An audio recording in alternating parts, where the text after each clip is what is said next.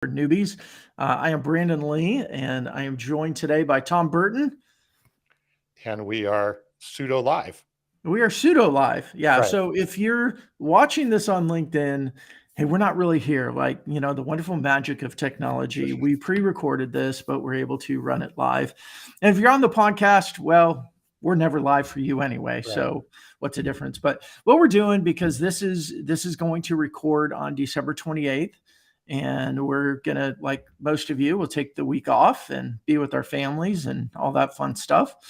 So we wanted to record and do a best of, but instead of just press and play on a best of, Tom and I wanted to chat a little bit about what we've learned with social selling for newbies in the past 14 episodes and what we're excited about for 2023. And then we'll press the play button on social selling by the numbers, which we think is one of our favorite episodes because it really talks about the value, the true data of social selling. So Tom, what do you think we should, how should we kick this thing off? What have you learned in the last 14 episodes? Well, yeah, I've certainly learned that this whole area of social selling has a lot of different, I guess, confusion associated with it. Yeah. Hence why you wear your social selling suck shirt every now and then. Yeah. On the other hand, it's, whether you call it social selling, virtual selling, digital selling, LinkedIn selling, whatever you end up calling it, Yeah. it's and again, we'll talk about in the replay of the by the numbers, you'll hear some of the numbers, but it's becoming more and more, if done properly, an effective way of selling, maybe the most effective way of selling. I will go on a limb and say, I believe it is probably the most effective way of selling in this day and age, as it relates to, when we say selling, building relationships, building connections, all about selling, right, is getting companies to have conversations with you and be willing to learn a little bit about what you do and how you do it. And so I think that's the biggest thing. A lot of confusion, but a lot of potential. Yeah, and I think, for everybody, I think the gurus that have been out there over the last 5, 6 years that have really positioned social as some sort of a magic bullet, right? Hey, give us access to your LinkedIn account, and we're going to fill your pipeline full of ready to go customers and conversations. How many of you out there just kind of rolled your eyes and laughed as I said that? But I think because there were people out there, and you can really get into the dynamics of this. You had this big push in the last decade around online experts selling their wares. And then you had a bunch of people that weren't really experts, but saw an opportunity to put a program or a course together and start selling it. And then you had a bunch of people out there training people how to create marketing messaging. And really, it was just a lot of fabrication, to be honest. Not to call people liars, but they put together great courses and had great messaging. And the only ones that really won was themselves because their customers really didn't have the experiences that they were told. And so, look, social isn't a silver bullet. In fact, part of the reason I've said social selling sucks is I don't like the term social because of what comes up with it. And the reality is, it's not that social media is, this magic tool. It's a tool. And when done with a strategy, with skill, done consistently, it becomes a great tool that adds to any salesperson's goals. And I'll say one last thing, Tom, I'll hand it off to you. When Tom and we took, my old Digital Influence show, and we were going to create a new show, and Tom and Carson and I were going to partner together. Tom came to me with the term social selling for newbies, and I was against it. I didn't want the term social selling anymore. And really the main reason we stuck with social selling, and Tom, correct me if I'm wrong, is from an SEO perspective, that's the term that people are using. Yeah, but it's also a term that a lot of people hate. Yes. Yeah, it's definitely controversial, I guess, or can be controversial. But yeah, there was a lot of, in the research we did, there's a lot of searches and interest in the area of social selling, quote unquote. But, really, and it is using social as a tool, but it's also using other digital channels as a tool. But yeah, that's what I mean. A lot of the confusion And I'm hoping that we're helping to unconfuse some of this. Yeah. But I guess as the confusion has mounted, the potential has increased at the same time. And Yeah. again, if done effectively, and Carson and some of his stories certainly is a testament to that, and some of the other people we've had as guests are testament to it. And so it definitely can work and does work very effectively when done correctly. Yeah. And I would like to leave everyone with this is when we talk about social, we talk about incorporating the channel of social in a strategic plan that's part of your sales process. It could be part of the research side of identifying who your customers are. It can be part of your prospecting side of creating those first conversations. And it can be part of the sales and closing side because social gives us that one-to-many opportunity to really influence individuals and teams of individuals that are on the other end of your sales experience. This does not mean we are against the phone. It does not mean that we are against email. And this does not mean that we're against anything face to face.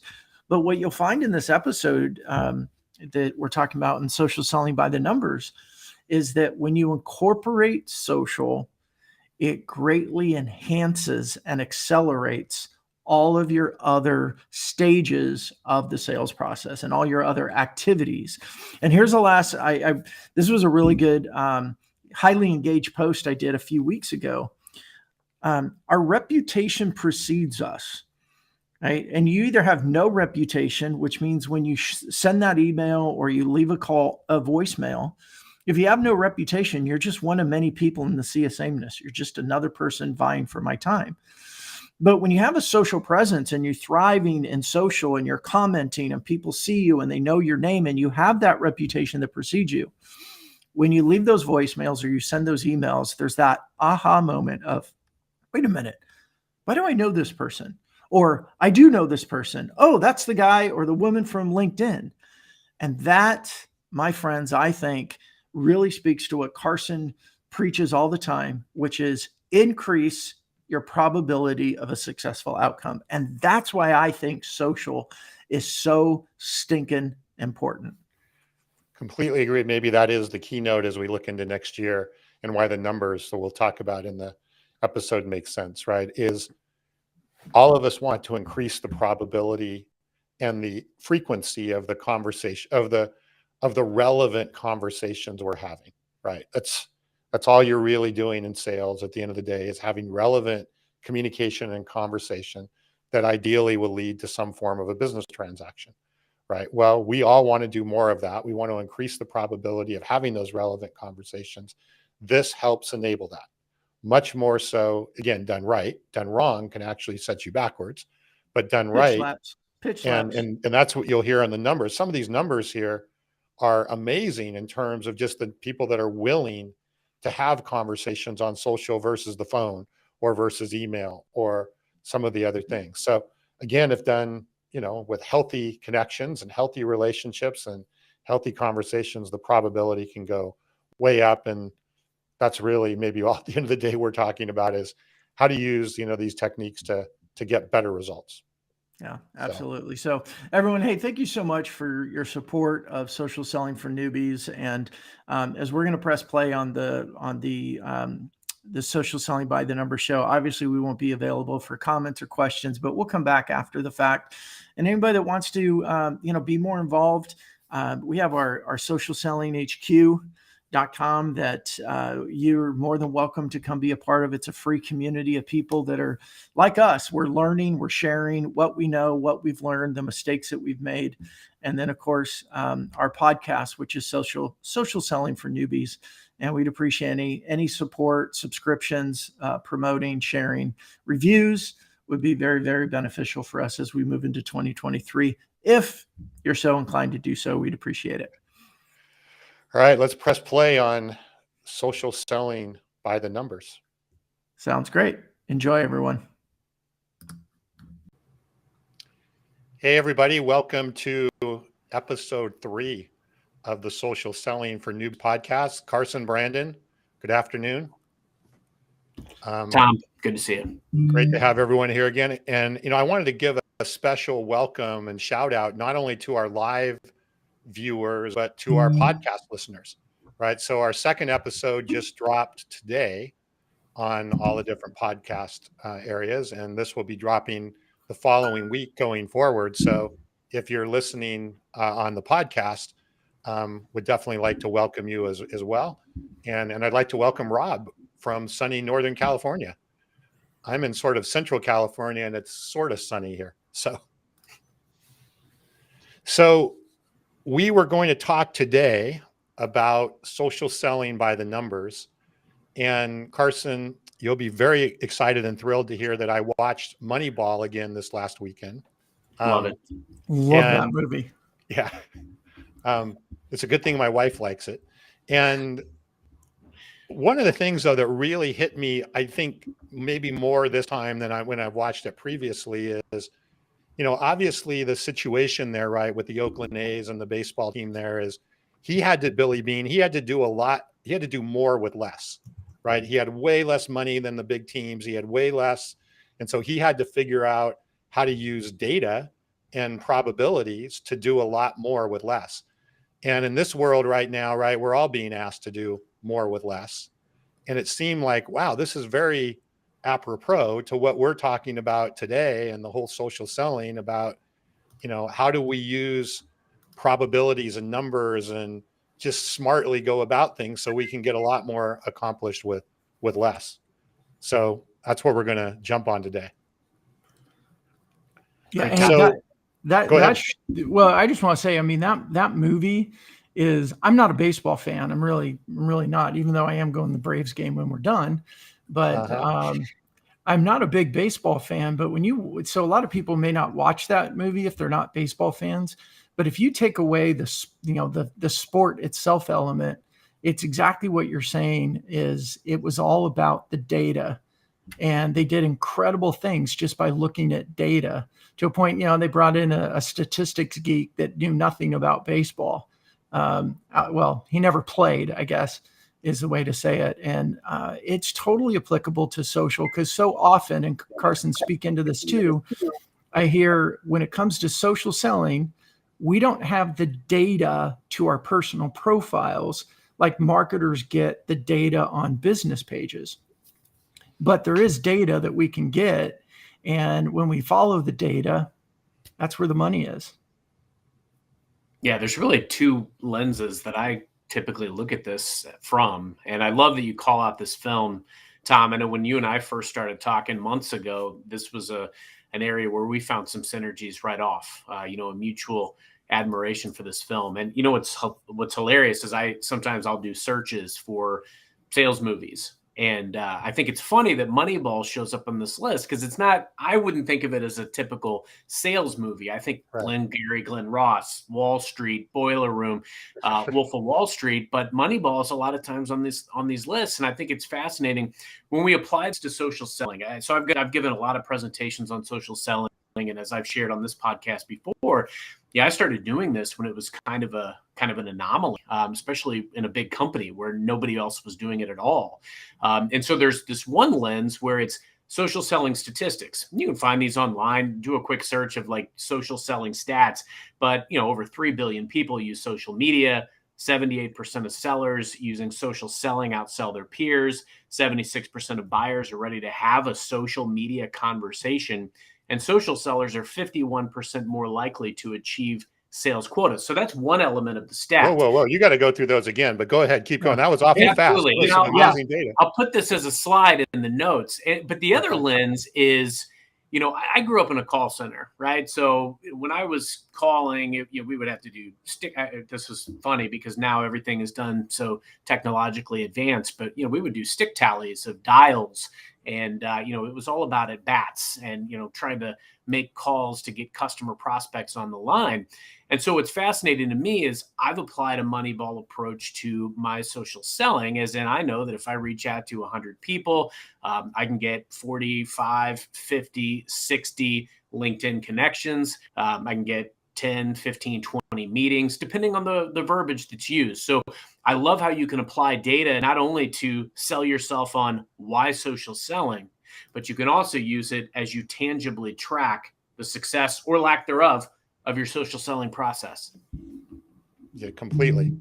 And can you read those stats one more time? Those were pretty remarkable. Yeah, so 3.2 billion people are on social media. We've talked obviously a lot about a lot of the different mediums that we use. And so when you think about your audience, your problem is you don't have a relationship with those people. Well, guess what? They're out on social media somewhere, most likely. 78% of sellers using social selling outsell their peers. So people that are using these tools and these tactics, they're usually better than average, right? 76% of buyers are ready to have a social media conversation with potential providers. Social sellers are 51% more likely to achieve sales quotas.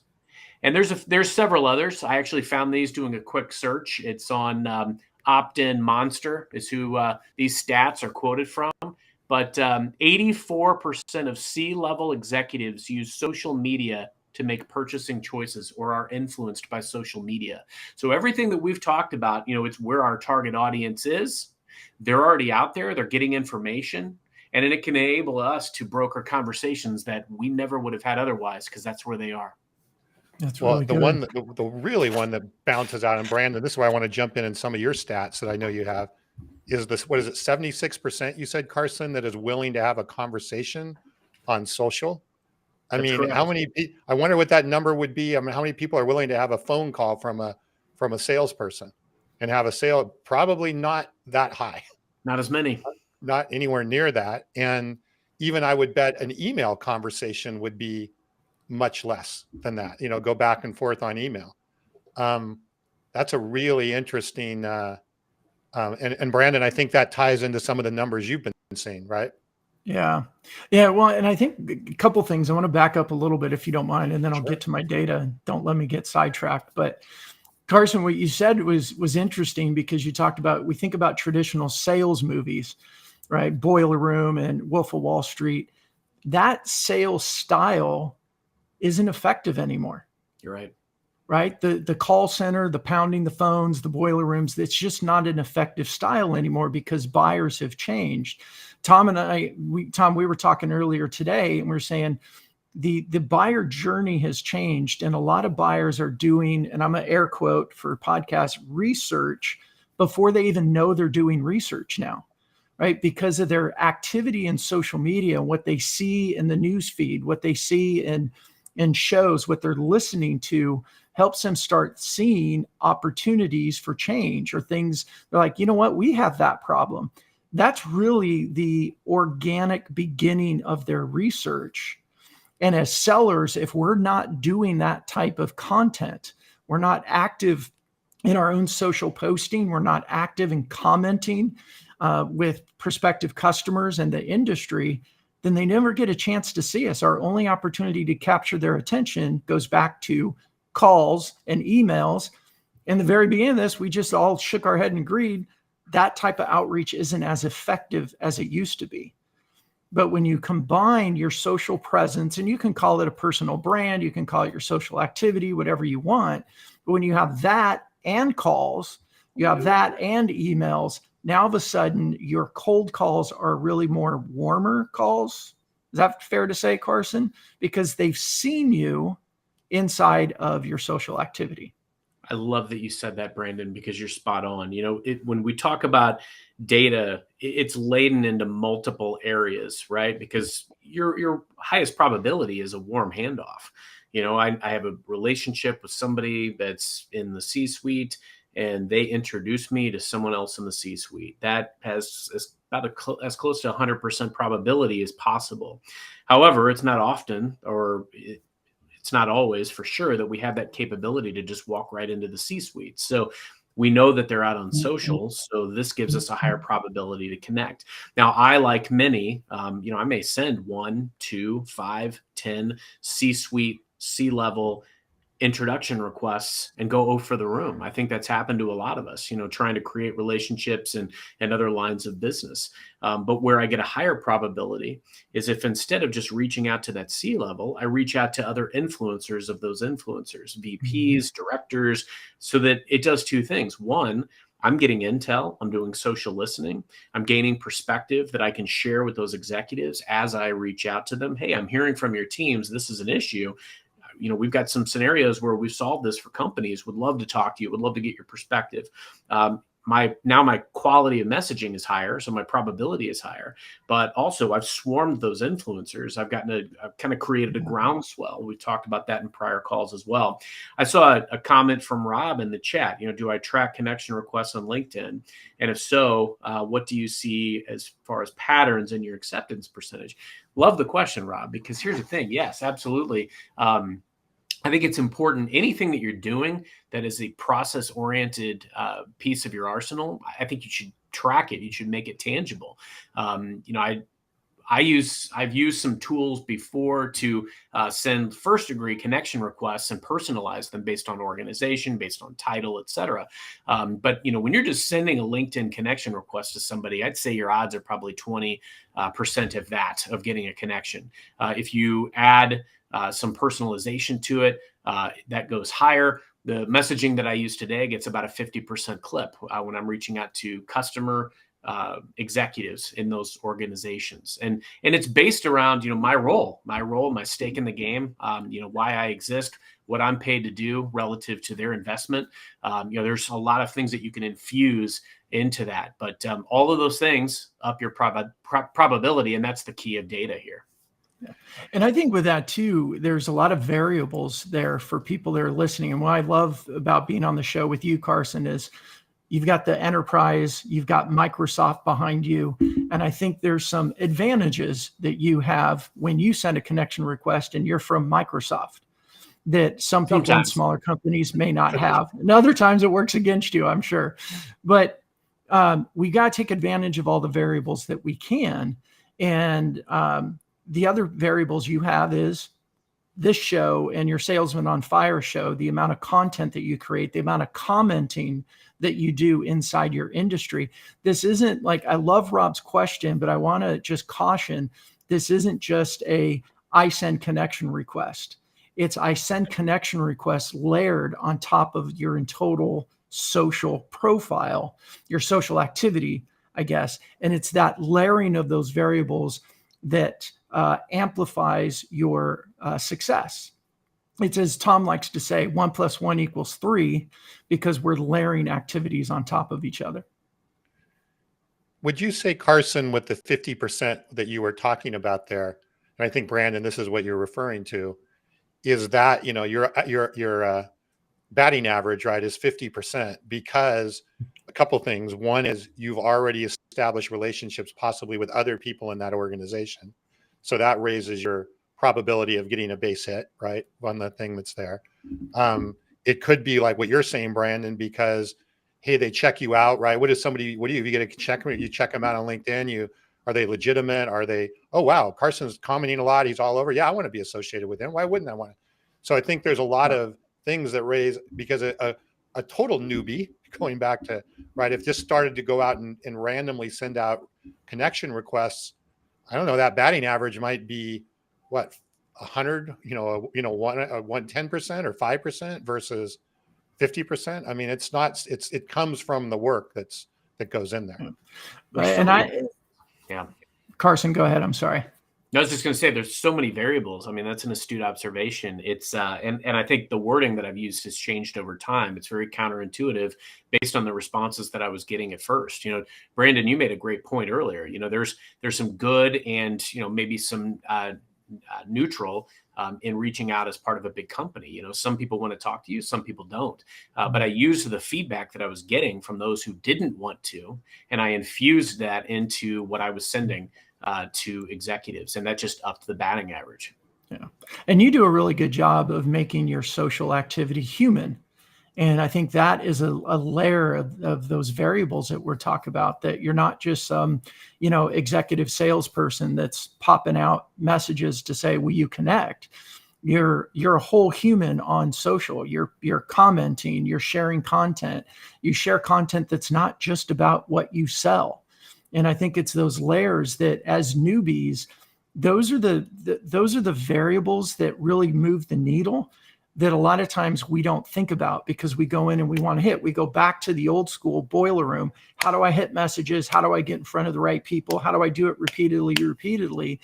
Well, the buyer is more sophisticated now. And I would say that the buyers are more sensitive now, and that they don't want to be pounded like that. I don't know if anyone ever wanted to, but when, the phone, and, I'm plugged in right now, so yeah, there actually is a cord. But back when, our phones were all connected to cords, that was really the most efficient way to talk to people. And it's not the most efficient way anymore. I love that you called out those films too, because when I was much, much, much younger and I watched those films, I just thought they were cool. And now I watch them and I laugh. I think they're hilarious, because, I can't believe that there was once a day and age where, that was the norm. And again, I said, I was in a call center for a long time in my sales career. And I remember vividly, being told it's all about dials. You need 100+ dials a day. I mean, I had people dialing 300-400 times a day in my call center. But guess who sold the most? It's actually somebody who made about 10 calls a day, and they were super high quality. They did needs analysis. They connected authentically. And that's what got the job done. And I've never forgotten that. And I think that's what's so key about the social selling aspect, is that we can use these pathways to create meaningful dialogue and relationships with customers seeking to serve. And that's ultimately what is going to lead to success. There's a lot of people, and I go back, Brandon, to your shirt. There's a lot of people who use these tools the wrong way. With great tools come great responsibility. And so there's always going to be some folks that sully the name. But frankly, if you use these things correctly, you can create amazing relationships that transcend. I've had customers that I've met on LinkedIn that I don't even support anymore, that I still talk to on a regular basis. Yeah. I love what Rob said too. And my emphasis is on social prospecting, right? My niche focus is helping people use their social profiles to generate or earn. I like to say it's about earning that first call with their prospects. And Rob, said it here. He believes it's so important to be active in the comments. If you post, and Tom, you and I have talked about this. I think the three of us talked about this before too. We had a show, I think before Newbies, where people were saying, I've been posting for 3 months and I don't have any deals from it. It's like, posting's great, but commenting is interactive. And it's a difference between talking at people versus talking with people. And we need to be able to do both, because when we post, we share our thoughts, our expertise, our experiences. We get to show our human side, and that draws people towards us. But then our commenting is where we have, as Carson says over and over, we have the opportunity to serve. We have the opportunity to add value. And if you're not doing those, I love to call it the social two-step. It's posting and commenting with strategy, not just opening up your news feed and commenting on what's there, but going to specific people, your top 100 prospects, go to their social activity, see what they're commenting on. And I'll get it, right now people go, oh, big problem, my people don't post. That's okay. If they're active in social, meaning they're liking and commenting on anything, then you have the ability to strategically comment to raise awareness of who you are and start building that rapport before you send the connection request. And that's one of the best tactics I've seen that increases the probability of those connection requests getting accepted and converting that into a conversation. And we're going to talk more on another show here about commenting. We should definitely do a whole show on commenting strategies, because it is such a a probability booster, right? The commenting is a big probability accelerator booster for getting the connections, as well as getting the meetings.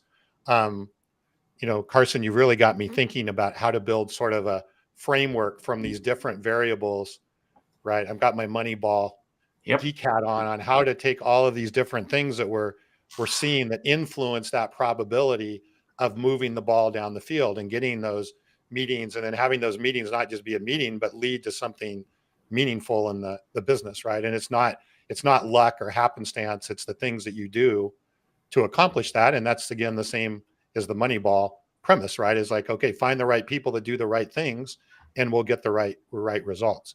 So Brandon, we went off course because you were going to talk about your Yeah. stats, and then you went way off course here. Yeah. So Well, and I'll share my data that might be kind of backwards.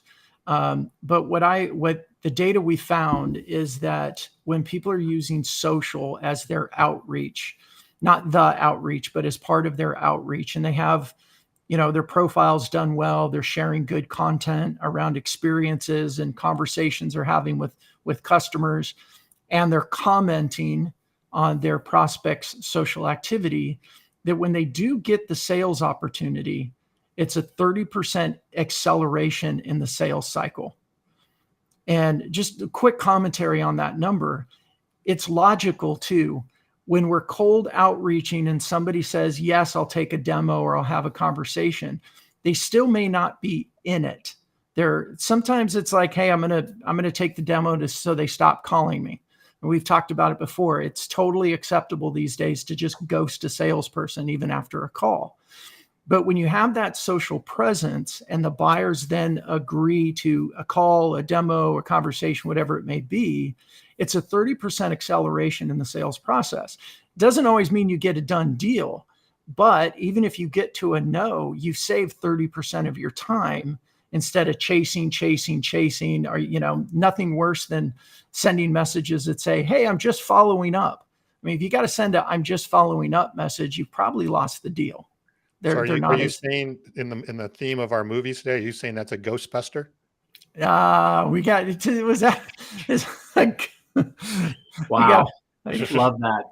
I was thinking sports and now we're moving into movies. I got to shift my brain a little bit. No, but what you are saying, right, is that by using social, your probability of being ghosted or completely blown off reduces. Yeah. And so at least you're going to get an answer back rather than a nothing back.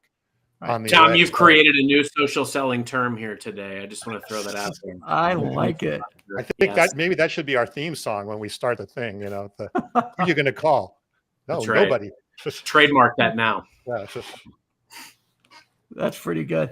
And the other data points on it, and this is really around the social prospecting side, where I focus, and as we see, and again, it depends on the individual user and them doing the necessary daily tactics. Like if you're not picking up the phone, old school boiler room, you don't pick up the phone and call people. Well, you're not going to get people on a conversation. But upwards of 80% increases in their conversations with customers as compared to their cold calling and email cadences alone. Can you repeat that again? That's very meaningful. Yeah, I mean, I see 40 to 80%, and I know that there's a little bit of a gap, a wide range there, but it depends on how serious somebody takes their commenting activities. And we've talked about this before.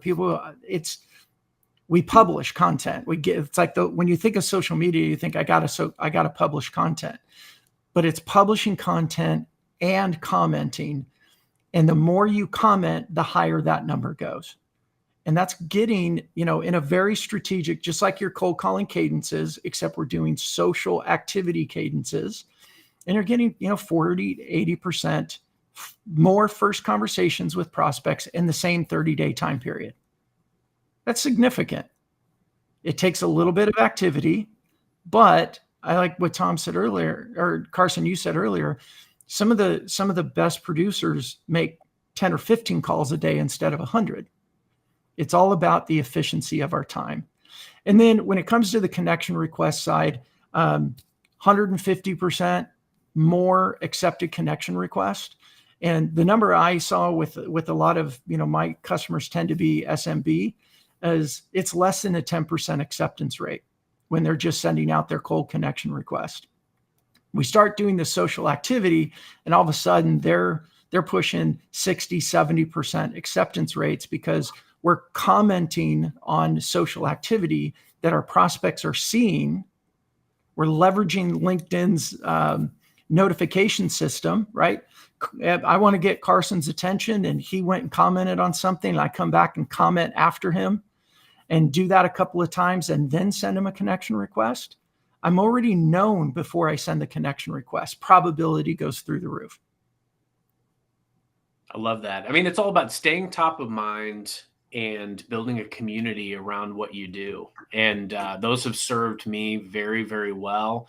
Trying to find ways to, I love what you called out there, Brandon, because it's all about how do you actively engage and almost like you can stay at the pulse of what matters to these executives that you want to connect with. And whether it's SMB or enterprise, they're out there posting and saying exactly what's on their mind. Shame on us if we're not listening. Yeah. I think that's the key element. And here's what I struggle with a lot is that, this show is social selling for newbies. I think a lot of organizations right now are trying to figure out, where does social selling play a part? And they're all trying to, figure out process and do training and things of that nature. Tom, you kind of alluded, I'm a student of this stuff. So I map out a grid and figure out what relationships do we need to get done, what we want to get done this year. Let's go out and create those relationships, create relationships within those lines of business. What are the key conversations and talk tracks that matter in the industry? Let's arm our sellers with that and let's go do.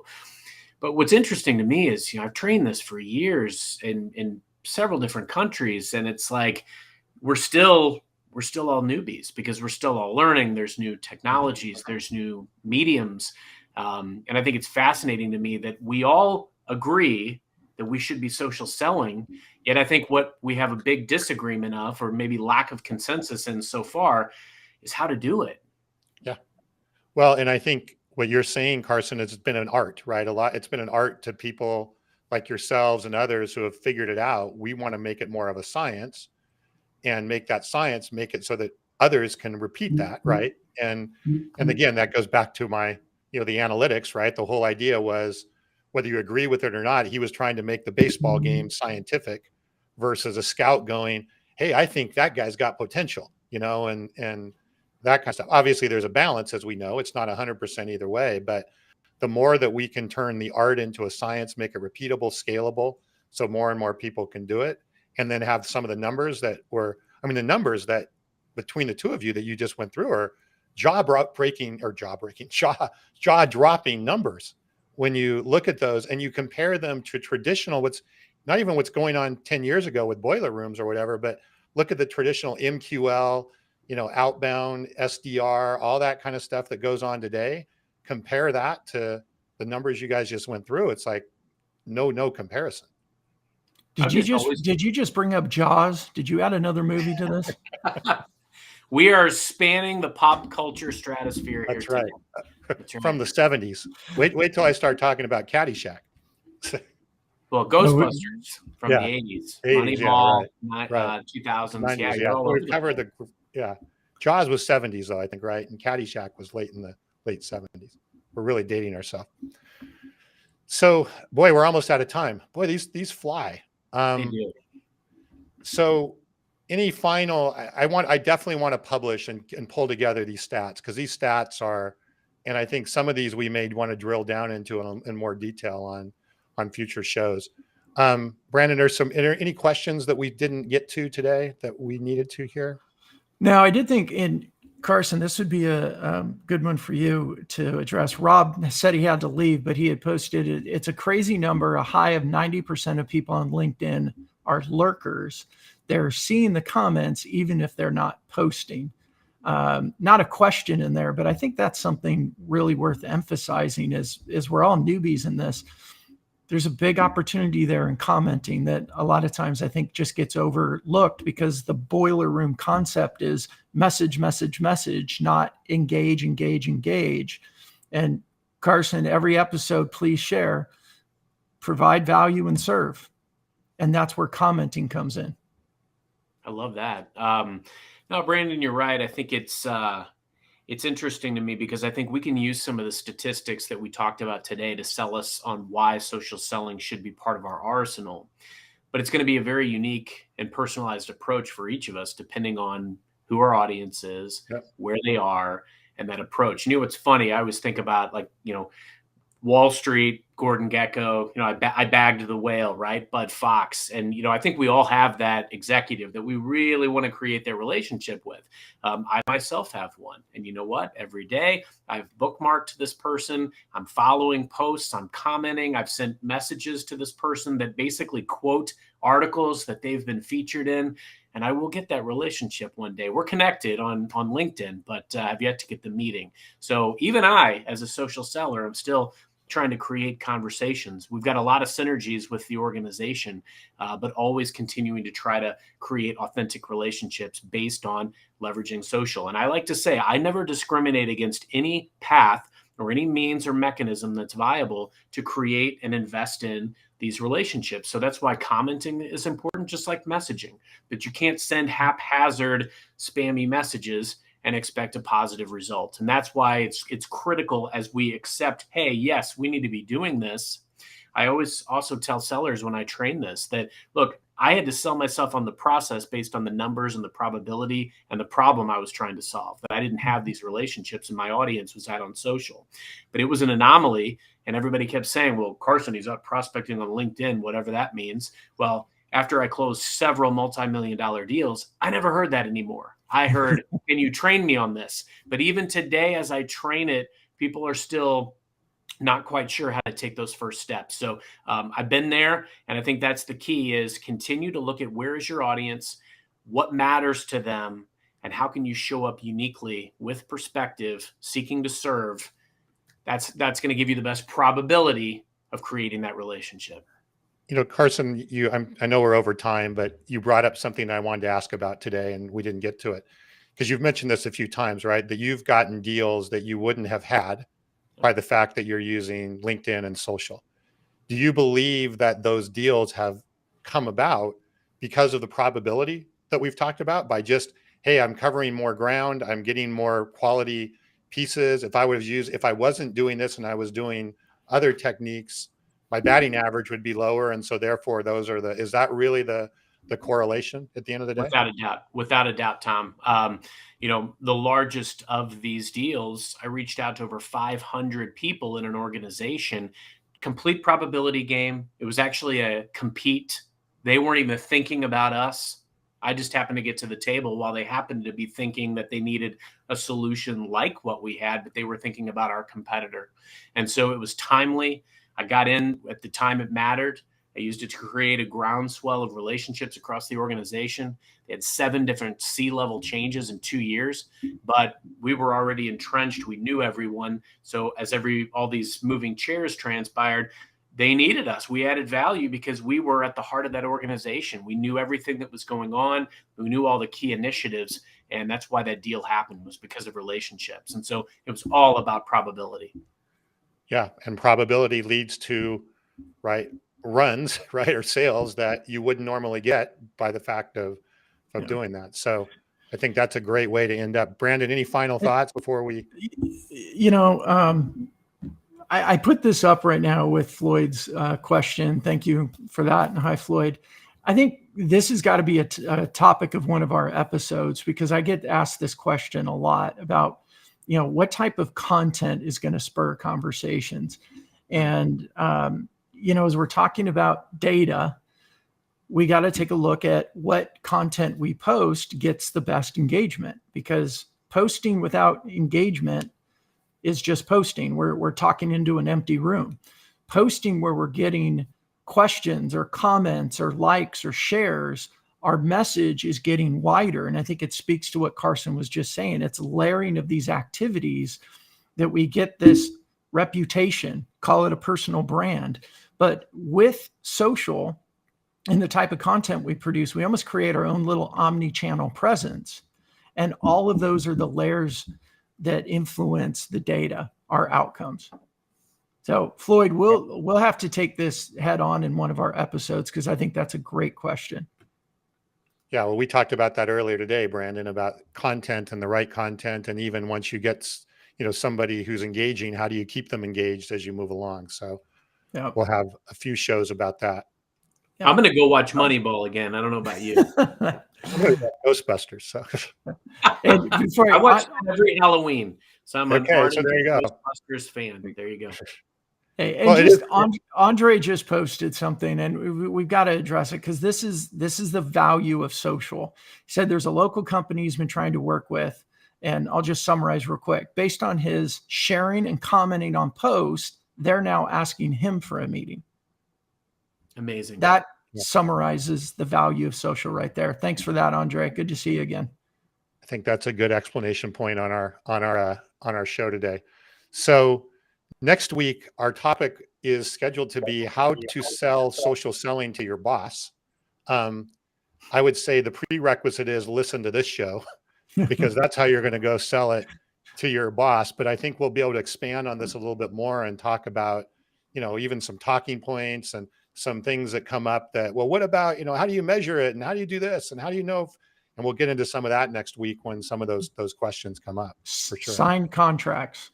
That's right. The hint, go up a level. What matters to them and how can you solve their problems with social selling? And we'll get into that next week on next episode. So, all right, gentlemen, we all have to run to the movies except for Brandon, who's going to a baseball game. So our team is not in the playoffs anymore. So best of luck. Go Dodgers. Well, I already started today's episode by saying I'm not a baseball fan, but we have friends that had tickets and wanted to go. And who am I to say no? It's the playoffs. That's true. So, all right, everybody. Thanks, everybody. Have a good week.